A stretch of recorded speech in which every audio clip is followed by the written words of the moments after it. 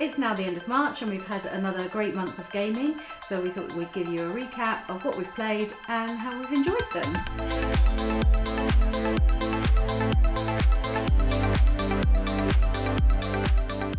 So I'm looking at my BG Stats app. We're going to just use mine. We've played a lot together, so they're kind of similar. I would say, 90% of the games we play are probably together. I think I played a few solo. You've played a few on the app. I've played some on the app, but then I'm really rubbish at tracking them when I do that. But you're better. I'm quite efficient at it, but I think the majority of games. I haven't played any games without you. Any meaningful sitting at a table without you. I don't think. No, probably not. Sometimes Whereas we do when we go have to. Played some others. So yes, I'll talk about yours is more plentiful than mine. You've played more board games this month than I have. Yes. But how many games have we played this month? Then? Oh, guess. How many games do you think that we've played? I don't know. Different games, not as in plays. Okay. Different games.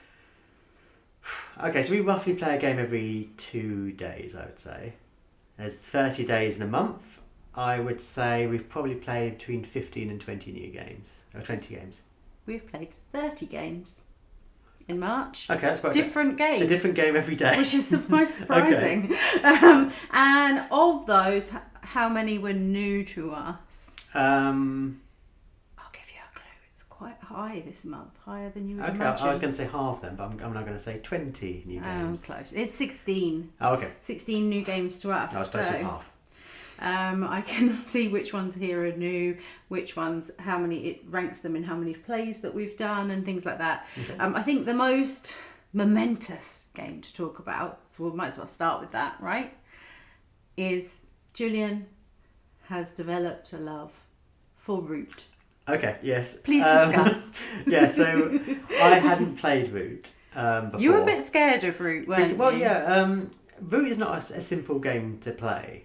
And I think, once you get the hang of it, it's fine. I mean, each faction isn't tricky. No, it's just the fact that you have to know how yes. to play each one to be able to sort of work out what anyone else is trying to do, try and work out what's best for you to do. So it's kind of like you learn, well, for the base set, it feels like you learn 4 not too difficult games to then be able to play the one game.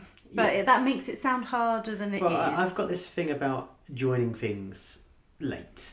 I always, I don't like watching a sequel unless I've seen the first film. I don't like playing a video game, I never played Final Fantasy VII, not as me as a great deal to you, because I thought, I haven't played the first 6, that's not going to make any sense to me, even though they're standalone. And I felt a bit like that with Root, because every time we spoke to people, they talked about how they loved it, and they loved playing it, and they played it tens of, if not hundreds of times. And yes. So I always felt like, I don't want to be the complete amateur here who's going to get left behind in the dust. And I think it was Tom Vassell who said, if you want to learn Root, get the app. Yes, I think it must have been. And he's not the only one who said that, for sure. So I thought, well, okay, we have the app. It wasn't too expensive, and I've learned through that. Yeah. And we played for the first time at a games night. Yeah. We were taught first the play, and then we got the app to sort of teach each other the other factions, get better at it and things like that. And we recently went to a board game bring and buy. We did. And that was this month. Yes. So I thought, well, we sold a load of games off that, to be honest, we hadn't played for years. Some of which we'd picked up in charity shops and they weren't really our kind of thing. So it seemed a nice way to recycle those and get something we did want. You actually sold your copy of Everdell. Yes, but only because I've backed the big box. Yeah. So I don't want that or Spirecrest in addition to a big box that's got all of that stuff coming in it. And you'd kind of planned for that to kind of fund that in the first place. Yeah, and then obviously some treats. But I used my money towards buying Root because we played it with our friend at Board Game Club, really liked it, and I wanted more of it. And I've played a lot more times than you have because I've been playing a lot on the app. Every morning. Well, yeah, it's. I would rather be playing it obviously in person. There's certain things about the app where you kind of have to keep mental track of things that you wouldn't if you just looked down at the board. Obviously, you can't get the rules wrong though, which is great if you're a complete beginner. And I want to I'm now on medium difficulty, so I want to kind of push it up to hard difficulty. So when I'm actually playing with people who played this for years, I might be able to hold my own. Although I've been saying, I keep saying 15 points is dignified. If I get 15 points, that's not a complete trouncing, and I'm kind of pleased with that. You're happy with so that. yeah, I've been playing a lot of Root. Yeah, and you've upgraded it already, which you may have seen in our recent video with the sort of upgrade stickers and things. If you haven't, we'll put a link down below. Yeah, so we've got a nice looking edition of it. I'm really pleased with it. So yes, a lot of Root. I think Root is probably the game I played most this month. Yeah. Is it the game we played most this month? It is actually. Oh. Yes, top of the list. Yeah. Another thing we've played quite a bit of is games from Cosmos. I just recently started working at the UK branch in Cosmos, so I've been getting to know the games a little bit more. So we played the adventure games, the Abaddon Hotel, which is like a point and click style thing. So again, that's kind of in your wheelhouse, isn't it? Yeah, I probably enjoyed that. Yeah, it was quite fun and different because we hadn't played an adventure game before, but we've played some like exit games, and we played, which I'll talk about in a moment, and we've played quite a few of the unlocks and things. Yeah, we've played Cantilever as well, which is similar to it. But different in that it's kind of like in 3 sections. So I quite enjoyed that it was a bit of a longer thing, but it was broken down into set. I think we freed up some time now because we finished our playthrough of Sleeping Gods. Yes. Which has allowed us to play other games. Not that we didn't enjoy playing Sleeping God, but it did monopolise a lot of our time throughout February. So and I think we finished that this month also. There's 30 minutes of us rambling about Sleeping God. If you want to find out our thoughts and feelings on that. Yeah, keep an eye out for that. But basically, we've enjoyed that, and we did finish our campaign this month for Sleeping Gods. What other games have you been playing? This is another one for you. We played one of the Back to Future games. Which one was it? Some dice thing. We did. It's only because it's on the shelf and we hadn't played it. And Julian I've got all has the Back to to Future own games. everything that has Back to Future in it. It's not great. You have to own it. It was okay. It's kind of a dice rolling game. We play lots of roll and write games. This wasn't really one of those. It was very, very lucky. It was quite lucky, yeah. And yeah. I can't even remember who won. Oh, I think that was me. But it was definitely was me. I didn't feel. I'll tell you for definite. We played it twice and I won twice. Yeah, I didn't feel cheated. We're done with that game. Yeah, I didn't feel frustrated by it. I just thought, well, you rolled better. Okay. Yeah. I'm always luckier at the dice. Yeah, it's there was no skill in that game. It was all right. It was. Just because I won, you don't need to be like that. Anyway, shall we move on? What else have you got up to? So next we played Boomerang Australia. Yes. That was sweet. Quite enjoyed that little Yeah, game. we played that because I'd heard about the Boomerang games because I like Scott Elms's Tiny Epic games, and I know he'd done that as well. And I was looking into it because often it's quite cheap in sales and things like that. So it's it's nice. It's nice. I enjoyed it. At one point, we were looking at the USA version because we're going to the States, and Julian likes to theme his games to his travel. So it was kind of like, oh well, we could get a game that's holiday themed, but. Yeah, we started with the Australia one. I mean, maybe we'll book another flight, right? It makes more sense because it's called Boomerang. I think they're all largely the same game with a few tweaks. I think there's 3 different ones. There's Europe as well. What else did we play that was new? I played Lost Cities for the first time, but you'd played that before. I played it at our board game club. We had a 2-player only night, so we only played 2-player games. And that was quite fun and different. Like it's a good. I can see why people like it so much, and it's surprisingly tactical. Bear in mind you're just laying a card down. There's a lot of going on. Yeah. That it seems perceptibly simple. Great travel game. Yes. Like quite easy to do that sort of thing. I mean, you need a little bit of a table. I'm not sure you could do it with a like aeroplane little table, but maybe you could. Haven't measured it, but yeah, easy to take around and play. I enjoyed it. Yeah, we played an interesting one. We went to a friend who we often game with, and he had one that failed at Kickstarter, but he still got sent it. I don't really know how that works. It was an artist one. Artiste Miserables. Okay, yeah, it was funny. It's a really funny game. I think it was kickstarted. It didn't get its funding goal, because it's quite a niche subject, isn't it? And I think what happened is they said, well, we're going to produce these. We're going to make it possible for you to buy these, so you can still get them out to the backers. The theme is basically you're a French artist and you want to be miserable or infirm or something, and there'll then be on the cards there's sort of jokes around that. Whether you're doing something to another player, you might be, you know, giving them advertising space or something, and therefore they've got themselves richer, and it's like, no, I want to be miserable. The suffering artist, how dare you. So the cards are really funny. It was funny. I think a couple of playthroughs when they maybe would lose their humour because then they're not refreshed. I'm not sure. We played it as a quick filler game after we played longer games. Yeah, it was fun at the end, but I think more than one game, and it would probably be outstaying its welcome per night. Yeah, and the other games we played that evening were Legends of Andor, which I really enjoyed. And we also played Dodos riding Dinos. Okay, yeah, and it's an eclectic evening, shall we say? It was an odd selection. Andor we really enjoyed. That Andor, was fun. It reminded me of we played Robin Hood. Yeah. Before, and you can see some of the similar mechanics going on there. They look very similar, but Andor's got a bit more depth to it, which worked well with that group of people. And a lot more expansions and things like that. I mean, I'm an excellent archer. Excellent. Yes. I don't think I did as much, apart from make jokes about my staff. I was the wizard.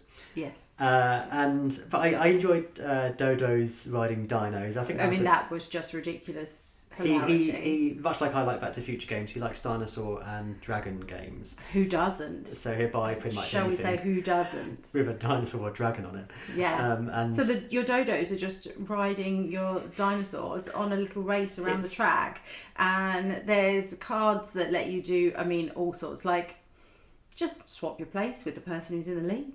Yeah. Why not? Just throw some bananas at someone. Yeah, chuck a log at someone. See what happens. It's a kind of mixture of a kind of dexterity game, card management game.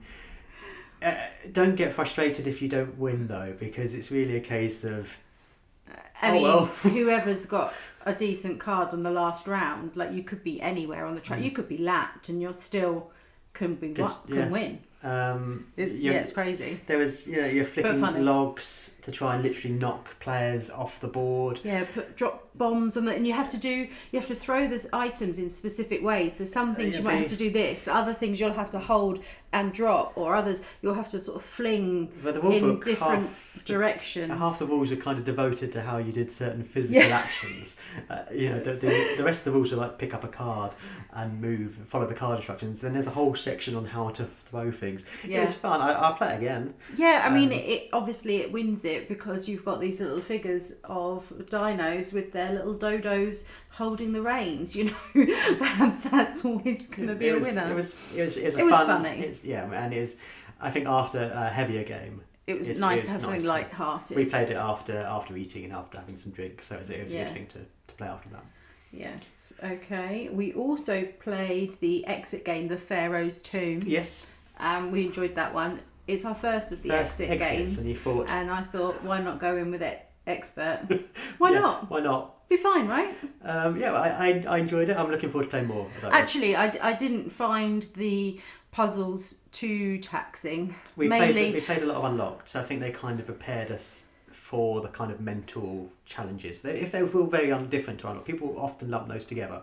But very different. I think the mechanisms, how they work, I feel like is different. Yeah. So the Egyptian theme wasn't particularly my cup of tea, but there's other ones in it that I'm much more excited about. Yeah, and I think I quite like the Egyptians more than you do. Yeah, and there's a Lord of the Rings one coming, so I'm very super excited for that one. Yeah, that is not far away. That's going to be a good one, so I'm looking forward to that. Yeah. Yeah, that would be fun. Between the two though, I preferred the adventure games. But you're more of a point and click background, and I think if I had to pick maybe between them, I might choose the exit game. So yeah, there's a divide there. But they're both made for fun evenings. I mean, and they're kind of self-contained. Although, it took us a good hour and a bit, if not 2 hours, to get through the exit game. Yeah, probably. I can't remember the timing now. Because it was a baptism by fire. We hadn't played one before, and we were going for a trickier one. Yeah, I think, and because it was our first one, you're sort of working out, okay, right, well, how does this bit work, and is this a whole nother puzzle, or is this just the code bit, and all that kind of sort of basics that you might sort of find from your first one of a type of game that often takes that little bit longer. And then when you play another one of the similar type or style of game, then you kind of know how it works, the mechanisms and all of that kind of stuff, and you can sort of launch right in and be like, right, yes, okay, it's this, let's go. But in your first one, it's always a bit like, oh, are we meant to do this? Is this what they mean? And I really enjoyed them, and I'm looking forward to playing another one. Me too. So another Cosmos game that we played, 2-player game again, Kahuna. Yes. I enjoyed that. Yeah. It feels a bit like it's a classic. Like it's been around for a long time. I don't quite know how new it is or how old it is. But yeah, you're basically fighting control of islands. Different islands. And I think similar to Lost Cities, it looks deceptively simple, but there's quite a lot going on with that one. Yeah, and it's great when you get a really good combo and you're like, right, I'll just place this one here. Oh, and that removes that. Oh, and then it removes this one. Oh, and did you see here? It also removes this one. It has got the capacity to have a big ripple effect, and the whole board can quickly change. Yeah, and that can be, I mean, if you're not that keen on the take that style of thing or the sort of competitive vibe in your playing, it's like you can have some hard hitting moments for sure. It can be pretty ruthless though. But we enjoyed that. Yeah, it was good. Yeah, that was fun. We also played Libertalia, the new one from Stonemaier, for the first time. It's been on our radar for a while because we're a big fan of Stonemaier games. Yeah. And obviously the original is well regarded, but it's often talked about as not being very good for 2.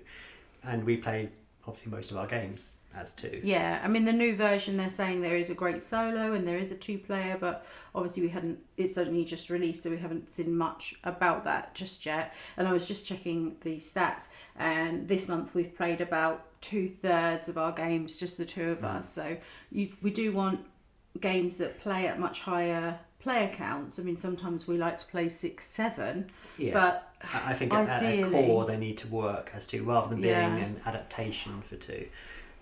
Some games do that really well. I mean, Dune Imperium does that really well. Yeah, we don't mind that, but maybe that's because we engage with the game so much that we're willing to put in the extra effort to have the cards that we turn over and stuff. Whereas there are other games that if we didn't absolutely love them, we wouldn't be willing to I think, use that kind of thing to make it work. Whereas others where you flip a board side and there's slightly different actions or something, like I feel like they in general work a lot better. Iki, for example, has got an entirely different 2-player board on the other side to make it work better for 2 people. So I'm withholding judgment on Libertalia. I really enjoyed it when we played with 5, and I really enjoyed that. But I'm keen to I'm keen to play it with 2 and see how it fares. Yeah. Although I know it'll be, once you get to know the cards, I think it's going to be really good, and I think some people at our local board game club could really get into that. Yeah. I mean, I played it completely wrong and was at such a disadvantage by the end of the game that I just made some ridiculously foolish mistake that I hadn't realised until... Well, you weren't withholding your crew. No, I was just discarding everything, not realising the whole concept of the game. That was much. Kind of fundamental point of it. So that went well. Yeah, I don't think the end game score was reflective of your ability at that game. No, so I'm reserving judgment until I actually play it properly, and then you're reserving judgment until we played it. So yeah, we will be a few games in before we decide what we think of that one. I really like the new edition. I prefer the new look to the old look. I mean, it doesn't seem as like gritty, piratey, it's got a whole different thing, but I like the sort of the fresh, the colouring and things like that. I know there is an art debate. I like the new look. You know how I like a pirate game. Yes. So, but yeah, if I had a choice between the 2 and they're both identical, I'd have gone for the new version over the old version. But obviously the new version has got extra bells and whistles. Right, so what else do we have on here that was new? Paris, La Cité de Lumière. Mm-hmm. It's been one I've been looking at for a while. It's been if I ever saw it cheap, I would have bought it for you. Yeah, well, it's interesting because we have the Valentine's patchwork, and so we played that quite recently, being that it's only March. And so it's interesting to have played that so close, because a lot of people go, oh, it's like an upgraded version of patchwork, but I feel like it has so much more. They feel two different games. Patchwork you can bolt through quite quickly. Paris, Cité de la Lumière, has basically two halves, and I think the first half will be as long as a patchwork game. Yeah, I mean, the panic when you think you've planned out where you're going, and then you've sort of reserved all the bits and bobs that you want, and then you come to the part where you're sort of laying stuff down, and you're like, don't you dare put something there. Don't touch it. Don't go there. Don't go on my orange space, because you plan it in your head, and I feel like I kind of didn't even pay attention to the fact that, the first game particularly, that like, oh right, I've clocked off orange sections for me to be able to use here. So then by the time we got to actually placing them, it was like, oh, these aren't guaranteed. No, and then you get all those extra special actions and things to consider as well. Again, like we said about the other, about Kahuna, a lot going on, surprisingly deep. Yeah, but it wasn't too alienating, and I think it looks really nice. It's a really pretty game. Yeah, I think we'll play that more and more, and I think we're going to end up wanting the expansion, which adds more cards and more options of different little special treats that you can do and things. So and it looks fun as well. I enjoy the look of that one. It feels kind of. It's nice playing it kind of in the box. Good one to play on the sofa because it's all contained in the box. Although the cards for the postcards around the edge, which you definitely want to pay attention to, because they can be a swing in a victory or defeat. So they can have a bit of a dent on the final score. Right, what else did we play that was new? I played Red Cathedral as well, which I actually really enjoyed, and I'm hoping that we get to play together soon. Mm-hmm. I took the roof section from someone. That was a lot of fun. I just wanted to know what would happen. But I got to put the jewels all around the top of it. Yeah, that was fun. And you're sort of, you're basically an architect. All the players are architects, and you're building out the building, and so you can put doors on, you can put windows and embellish them, and you're getting different points for where they are in the cathedral, and at what point how much of that section that you've managed to do, and obviously you've got to get your resources. I really enjoyed the sort of dice placement around the edge, and then you sort of worked out what you're going to do with it, and as you get further into the game, when you move one dice, you're then maybe getting a bonus from another one, and you can sort of get it all working together.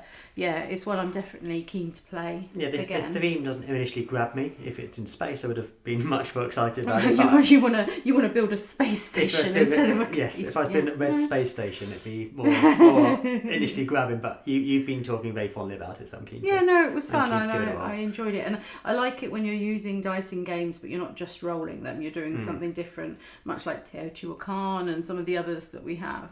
That I don't mind dice in games, but not just when they're just super lucky, roll it, win or lose. That doesn't always work so well for me. There are games that I enjoy with that in, but in general, when they're doing something a little bit different, it's fun.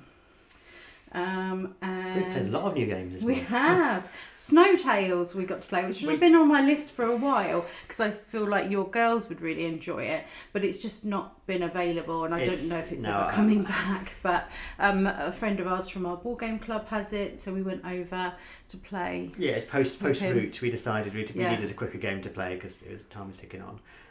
It's one of those ones you hope you're going to see in a charity shop, and people don't know what it is. And go, it's a children's game. I enjoyed it much more than similar racing games. I wasn't a big fan of like Formula Day or games like that, but I like Snowtrails. It's so much fun watching to see if your opponent's going to be able to corner or not. Yeah. Whether you're going to be able to step her over, or whether you're just going to hit an iceberg. They're putting on the dog brakes and slamming to a grinding halt so they can not go through the barrier too fast. Or they've just sorted out to sort of balance their sled, and they're going super fast from the turn before, and then they've ended up galloping all the way along, and then it's just like... Do dogs gallop? No, they don't. bounding all Okay, along. fine. They bound. The dogs bounded along. But I mean, they were going super, super fast. So whatever the dog version of a gallop is, I mean, do dogs canter? Do they trot? No, probably not. Do they just? Well, they can't just run. There must be a sort of fumble along in the woods speed, and then I've just seen a squirrel. I'm heading for it. Speed. There were fast dogs. Speed. Fast dogs. Fast dogs. Someone has said mush or yar. Oh my god. My extensive dog sleigh racing language, experience. Sure. And the last new game we played this month is Trek 12. Okay. But basically you've got to have like ascending numbers, and then you want to connect things together. So you might have like 3 3s in one area, and they'll be sort of highlighted in one colour, and then next to that hopefully you'll get a 4, and then you can pop that there, and if you have another 4 maybe that can go next to it, and then so you can still get the 5 to go through. And so it kind of clicked at me too late to make any meaningful effect on my score. So if we played it again, I think I'd enjoy it more. It was good. There's other roll and write games I prefer to it, but if someone said you have a game of it, I'd be across that. Right, so they were all the new games this month. We also are playing Pandemic Season 0 with our friends. Yeah, we are now into just finished March. Yes. We're heading into April. Going well so far. Yeah, so we got 2 games in this month of that, and they were both one turn to win it. It was last chance. What's good about this compared to previous series is there's kind of a mid success, and I think that makes a big difference. Particularly a Pandemic 2, in that when you have lots of objectives, if you fail even one of them, that's it. Whereas this one, it kind of gives you a bit more leeway, and I think that the game as a whole is better for that. Yeah, although we did manage to complete both of them in the last 2 months, so we're doing okay at the moment. Let's see how that continues. On one game, it was entirely down to luck. We had a 1 in 3 chance of success or failure, and we chose the success. So that was entire. And this last game we played was 1 turn away from failure. Yeah. But it's brilliant. Nail biting. I don't know if I prefer it to season 1 yet. It's early days to say anything like that. There's lots I like about it. Yeah. And yeah, it's a shame this is the last Pandemic legacy, because I really enjoyed the series, and I'm always keen to play more when we finish that. Yeah, we played Arcana again a couple of times. We enjoyed that. I'm enjoying trying out different ones, different combos. Yep. I really want the Pearl expansion, but it's not in stock at my local game store at the moment, so I'm having to be patient. Yeah, I think Res Arcana continues to be good. It's another one, the more you play it, the more you enjoy it. Yeah. It didn't grab me because I didn't quite understand it properly. Now I've got the hang of the rules. Yeah, keen to play it. Quite quick to play, but has a bit of bite on it. We've got half an hour spare, 45 minutes spare. What should we play? Res Arcana's good. Yeah, and you want to play like a gamey, a deeper game. Yeah, not like a sort of lighter one. You want it to feel a little bit more. So yeah, it's a nice choice for that. We managed to get Disney Villainous back to the table, which makes us both happy. And this was another one where you kind of think, right, we've got about half hour, 40-ish minutes or something, or we'll play something that's easy to get to the table, quick to play, but still is fun, and let's do that. And we ended up having the most epic battle of Villainous that we've ever had. I think it's the combination of characters we were playing. So I was playing as Hades and you were Scar. I was Scar, yeah. But I think both of those depend on certain cards coming out of the deck, and you being able to use those in certain places, and they're entirely dependent on your opponent not fating you too much, or having to fate you. Yeah, or then I got stuck because I just then refreshed my fate deck, and I needed to be able to search through it, and obviously I then only had like 1 card in the discard, so it was a bit like, well, now what am I supposed to do? Technically all of these have been discarded, but someone was having none of that. I was desperate for ways of rejuvenating my Titans, and I knew the cards were in the deck, but lo and behold, they were at the bottom of the deck. So that was a big. It was a lot longer game. It was an epic battle between. And at the end, like you completed it, and then I completed on my turn, and so you won because it then was the beginning of your turn, but We I both had had already to- won. So it's kind of that kind Both of those it's a draw characters- but you've won situation. Both those characters have a win state where you have to start a turn in a certain situation. Others, once a certain thing happens, Most at the of end them your turn. do that. Yes. Yeah. Well, that's what's good about Villainous Quite a few. is the varied kind of the way the mechanics always stay the same, but the villains play differently. And that's what's really good about. And yeah, I missed it. It's strange because it's a game we often talk about how much we enjoy, and we just often kind of get it overlooked. So it's nice to get that back. We're going taste to for play it it a bit again. more often.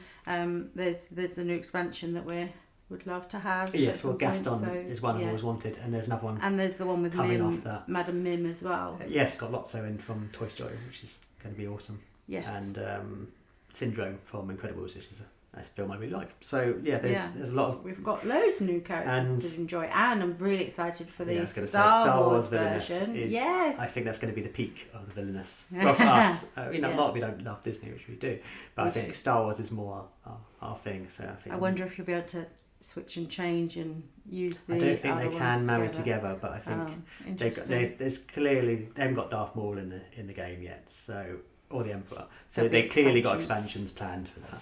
Oh, we got Overboss back to the table as well. Another one of your favourites. Yeah. I do like I've been Overboss. wanting to play that for ages. I forget about it. It's not like Villainous. I forget about how much I enjoy playing it, and it's quite quick to play. If I'd like to play more Overboss. Yeah, it's fun. And that's, again, another one that's like quite easy to set up, quite quick to play. You can get a couple of games in a short amount of time. So, yeah.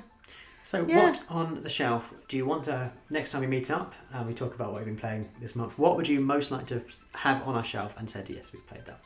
Have on our shelf and have played it. Or what is currently on our shelf? Arc Nova. No, it's not. Oh, okay. What's currently on our shelves that we haven't played that you want to be saying next time we meet?